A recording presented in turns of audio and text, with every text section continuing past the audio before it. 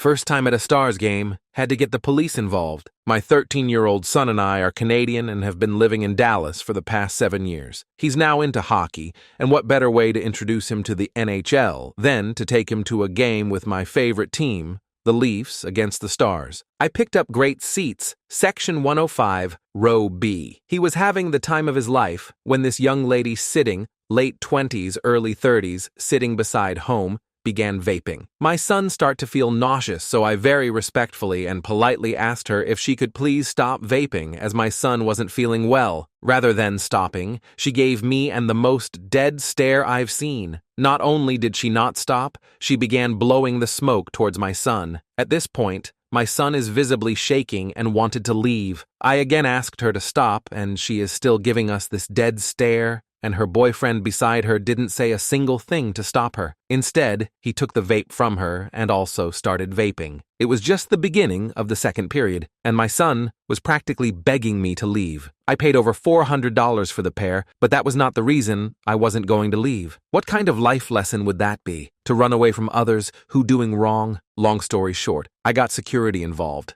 and all they said was if she did it again, they will intervene. She saw us talking to security and again, after a few minutes, again started vaping. I finally had enough and went to security and pointed her out. Finally, the security took it seriously and approached her and her boyfriend. These idiots were still vaping, so security called police on standby, and they were finally escorted out. While she was leaving, she gave my son the finger. We at least got to enjoy the third period and the Leafs winning, but it still soured his experience. The most disappointing thing was the immediate people around us didn't say a damn thing and stayed quiet as kept. It was only one guy a few seats away who said if she does it again, he will get involved. God bless him, but everyone else didn't say a word. If anything, that was most disappointing part. Unfortunately, I had my reasons why others maybe didn't get involved, but when my son asked me directly if it was because we were minorities, all I could tell him was, I'm not sure. Update. Thank you to those who suggested I reach out to the Dallas Stars organization with regards to the vaping incident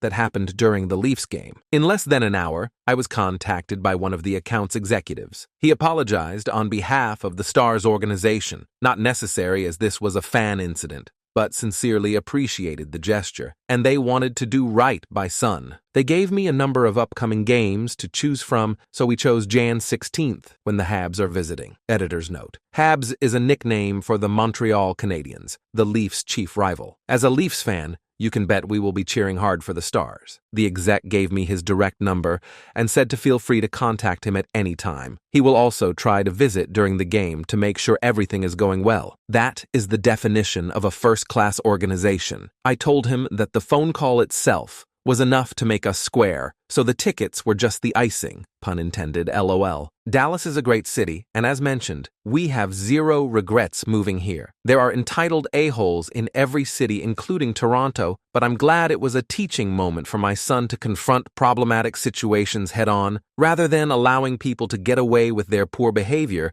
as it would just feed into their entitlement. Take care, y'all, and thank you again for your support. It means more than, especially to my boy.